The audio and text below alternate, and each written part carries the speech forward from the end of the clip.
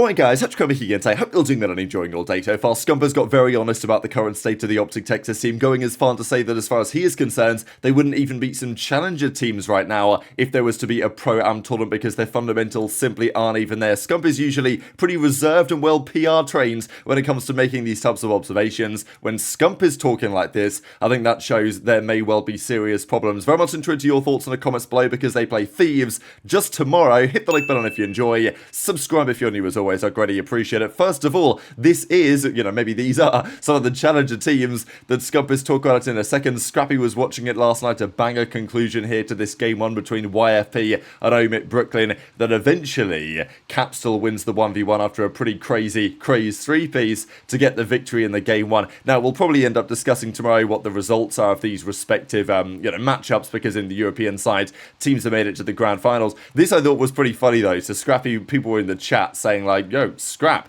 this is streamed on YouTube, like the YouTube deal, like the CDL gonna care, because of course he was live on Twitch. But I think Scrap's answer was, I mean, look, maybe the CDL wouldn't agree, but in my opinion, probably the correct one to say, look, it's not like challengers on YouTube is getting crazy views right now. Getting more viewers on it through Twitch is probably a good idea. I did hear the other day, I've not seen any clips on this, but I was watching Octane's Watch Party, which I sometimes do, and I think Parasite in the background was talking about, and maybe Zoomer as well, the YouTube deal, and whether it's going to come to an end for next season, because I think YouTube, at least there's been rumours that they're not necessarily looking to re-up the contract, and I don't imagine Twitch would re-up the contract, so it's in a position where either we go to kick.com, which hopefully we don't, or what's more likely probably is that it's again multi-platform as it was a couple of years ago, and that was fantastic in my opinion. Hopefully we get back to that point and we don't have to worry about stuff like this. But still, fair play to Scrap. He was watching it, he was giving it some exposure, but with the CDL we'll be happy about it, I don't know. But yeah, this is a nice one as well. Tyler Fellow, 1 versus 3. We've got a lot of 1v3s actually to look at today, but this is a pretty big one. Down 1-0 in the series, 1v3 round 11. Because of course Fellow's been linked to a couple of teams potentially, gets the first couple of kills,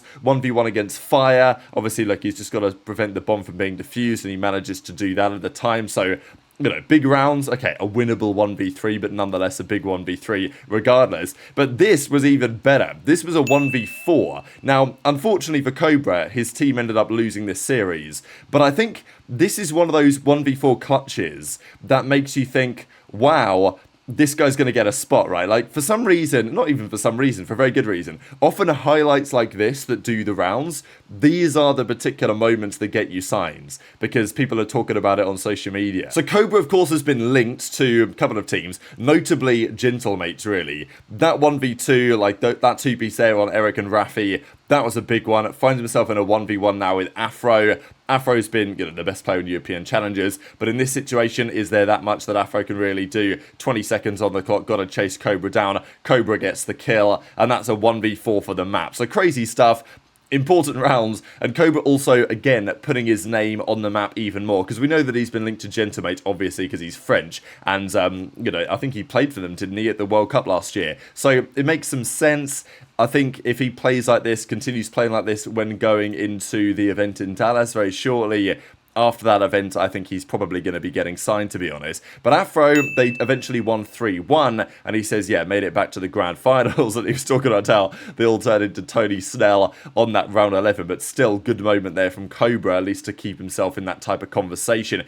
This is Kix. Now, Kix has been playing, as we mentioned the other day, in the Saudi leagues, and it's confusing to me. Look, he's able to play in the Saudi leagues, right? He wants to play COD. Look at him go. He's 11-4 at this point. Pops 1, dives off the top rope, gets 2, and then turns on this guy. So, the guy's disgusting. Nobody doubts it at this point. Unfortunately, he's not in the Falcons starting team right now because he went back to Saudi for personal reasons. We're just not really sure. But he can still play. He's still able to play. He's still playing COD, but yet he's not over there in America, which is obviously really frustrating for the Falcons guys and the Falcons fans, I'm sure, but just a bit confusing, right? Like, what's going on? Why? When might he be back? Hopefully sooner rather than later. But let's talk about what Scump had to say last night, because a couple of interesting things here. They will also be doing a meet and greet on the Saturday. People were joking around about the fact that, well, the meet and greet, you might as well bring the OpTic boys as well, because they're going to be out of the tournament by then. We'll see. I mean, who knows? It's just OpTic's first round is going to be Friday. They're going to play a team from Winners that's a pretty decent team, like, because OpTic are going to be one of the absolute worst seeds, so they're not going to be playing the weakest losers round 1 seed. It's almost like the opposite of what normally happens. When OpTic typically are a pretty good seed, they may lose the first round, let's say, to a team like Miami. They drop down to losers but play a very winnable round 1 series. It's almost going to be the other way around, where whoever loses in Winners is going to be dropping down to losers and saying, oh, well, you know, it's only OpTic, we can make a run, which is crazy to think about. And maybe it's going to change this upcoming weekends if OpTic really deliver, but Scump doesn't seem especially confident that's going to be happening. So anyway, Scump's watch party, meet and greet on the Saturday. Of course, the day after that OpTic play their first and maybe only game of the tournament, we will see. Thursday, of course, is ring ceremony day. OpTic play Friday, Scump meet and greet Saturday. Maybe OpTic play Saturday too, if they keep on in the tournament. But it's been a big question lately about the fact that OpTic have obviously fallen so far, the way that the OpTic fans are currently approaching the situation, right? Because, you know, we put out this tweet yesterday, if you don't love me at my, you know, worst, then you don't deserve me at this point, right? We've been talking about this the last few days, right? Because the fans obviously aren't happy, and they shouldn't be happy, right? Like, let's be real. Your team is playing this poorly, you shouldn't be happy. And we raised this question on the Dope Check show, actually, about the way that fans in regular sports may operate in these situations. Certainly with what I'm experiencing, you know, with football in the UK, if your team sucks, often well, in football it's a bit different, right? Because often it comes from ownership and management and stuff. So often the boos that the fans may give at the final whistle to a team that's just lost that they support and they've paid to go and watch, a decent amount of the time is directed really at the ownership and some of the decision making rather than necessarily the players. But it's not unheard of, even in American sports as well, that players that have not played well and the fan base does not think of... I mean, it really gets about effort, I think, a lot of the time. If the fan base who's live in attendance doesn't really feel like their team has given their all to try and win and they've lost and played pretty badly, they may get booed. It happens. Now, should this happen in COD? Would it happen with a fan base like the Green Wall? You know, I'd like to think not. I'd certainly like to think they're not going to get booed at the ring ceremony. I think that is very unlikely to me, because at the end of the day, it's still a world championship that they won. Yeah, the team might not be playing great right now, but surely for the ring ceremony, they're not going to get booed. You'd think they're going to get cheered for collecting their rings. I'd at least like to think that way. But when they play the first round game, if they were to lose it, especially lose it comfortably, would I be massively surprised if many of the OpTic fans there that are paid for a ticket... I know, of course, they've paid to go and watch their team, but equally, they've paid to watch their team make a run at a tournament. And if OpTic lose the first rounds, you know, the fans are going to feel a certain way about it. I think there's no doubt about that. So, you know, whether there's any booing going around the venue, I guess time will tell. But Scump mentioned it on stream and said, yeah, if they get booed at the ring ceremony, that'd be pretty depressing. But it was the second part of this clip that was really interesting to me. Hope the crowd still chants loud for him. Oh, the crowd, see, that's the thing. The crowd is going to be like supportive, in my opinion. I keep seeing people on the internet, they're gonna get booed at their ring ceremony. If they get booed at the ring ceremony, that would honestly be like kind of depressing, bro. Like, yeah, they're struggling right now, but dude, these guys won champs. If they get booed, I'd feel really bad for them. I don't think they're gonna get booed though. I don't think they're gonna. Maybe some people will be, but I feel like most people are gonna be supportive. Because again, these guys did win champs, bro. It's not easy to do. Fuck what's going on right now. I feel like if they did a Pro AM, OpTic would be eliminated by a Challengers team. Yo. Okay, well, to be fair, though, there are a lot of good Challengers teams. But right now, yeah, I'd agree. I mean, dude, it's... Bro, our fundamentals are... Dude, they're non-existent. They are non-existent. So we know that Scump is very well PR trained, and even on the watch party over the last couple of weeks, it's almost got to a bit of a breaking point for Scump, right? Because you watch Scump on his watch party, and even when OpTic are playing badly, it's kind of a thing when Scump will not try and call them out too much, because Scump knows that if he says something, people are going to talk about it, people are going to run with it, and it's going to put, to some degree, more pressure on the team. So when OpTic in the past have had little slumps, or certainly at the start of this slump, Scump would usually refrain from saying anything on, oh, you know, I mean, he went as far to say a couple of weeks ago that Kenny needs to figure it out. That was kind of the first thing that Scump really said, but I think it was obvious to Scump and many of us for some time before then that things weren't exactly great. But Scump usually keeps things, you know, to his chest and cards close to his chest because he knows that, you know, his words carry some weight within, not some weight, like a lot of weight within the space.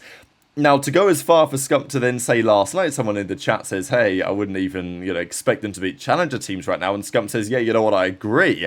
It's quite the thing for Scump to say. He didn't have to respond to this comment. He could have said, no, okay, come on, against challenger teams, they can do it. I mean, obviously, Falcons they did win against, but let's be real, Falcons, if you had them play a matchup against some of the top challenger teams, I'm not sure that looks especially good either. But yeah, Scump saying this I thought was quite the statement. I mean, in the same way that last weekend's, when predicting the Toronto versus OpTic series, Scump predicted a Toronto 3-0 on the watch party, right? Like, it's not a great look, really, for the way that the OpTic guys are currently trending. And I think Scump probably, to some extent, knows what he's doing here, as in, he is putting pressure on the team, and maybe that's what he feels like is necessary for them to turn it around. When Scump's coming out and saying, yeah, you guys wouldn't even beat some of the top challenger teams right now because you've got no fundamentals, you know, that is going to the level of calling them out to try and make them improve, I guess. Scump obviously wants the team to do well, and maybe Scump feels like coddling them or whatever and not really calling them out and defending them publicly to the fans is not going to work. Maybe the other approach of like, look guys, this is time to lock in and figure it out, that's the only solution. Or maybe there's a feeling that, you know, they're just running it down. I know that some people have considered this as a possibility, which seems, I don't know, it doesn't seem like a great plan to me, or like something they would even really consider doing, but many out there are convinced that OpTic have already kind of settled on making a change. They've just decided that they're going to ride it out until the major, do the ring ceremony, give, I don't know, Kenny his send-off, as it were, and then they make a change after they get knocked out of the tournament. I don't know what you guys think about that, but some people buy into this idea that OpTic have, like, you know, they already know that they're going to blow it up. It's just a matter of time. It does feel like a matter of time, but not for me necessarily for those reasons. I'd like to believe that if they knew they were going to make a change and they felt like it was necessary to make a change, they would already have done it. But maybe there's no one they can really get right now. Maybe there's other players they could potentially target after the major. But yeah, it's a little bit concerning. I know that there was lots to talk about this as well, because the listening the other day against Miami, in my opinion, was not an especially good listening. And obviously the energy was substantially different to what the team was looking like last year. Now, the comparison here may not be perfectly fair, because on the left, we have the World Championship Grand Final, and on the right we have a league match. But still, it doesn't necessarily mean that the comms have to be so drastically different. You know, why aren't you treating, especially with OpTic right now, your regular season league matches like their COD Champs Grand Finals? If you can, you probably should, with the way that things currently are looking. And, you know, then there are some other clips going around of even comms from BO4, let's say, when they were playing some scrims, and their comms seemed better than they were today in their regular season qualifier matchups. But yeah, very much intrigued to your thoughts in the comment section below. This Friday, of course, is a pretty big one. I'm sure that there aren't that many Thieves fans that are particularly worried about this series right now, and you could totally understand why. And, I mean, yeah, COD League say reply with your predictions for this match, wrong answers only. So, I mean, yeah, this is the issue, isn't it, right? Over 3.5 maps, it's not looking great. OpTic 3-0, they 100-point club Thieves. OpTic might sweep them 3-0, Kenny goes positive every map. 3-0 OpTic, Kenny goes 12-2 in the search. So, you know, it's pretty rough, isn't it, what we're looking at right now. So very much intrigued to your thoughts on all of this stuff in the comment section below. Hit the like button if you enjoyed. Subscribe if you're new. Take care. And I'll see you next time.